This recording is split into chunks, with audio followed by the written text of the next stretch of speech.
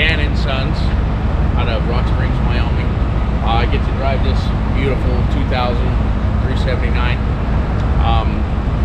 Just out here running flatbed, step decks, low boys, stuff like that. Anything and everything fits on a flatbed or a step deck.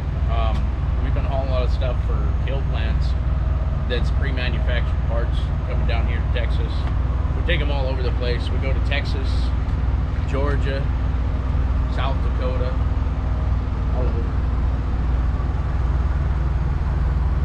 Our low bed, we haul a lot of heavy equipment, stuff like that. All oil field stuff. Pretty much whatever fits with ships.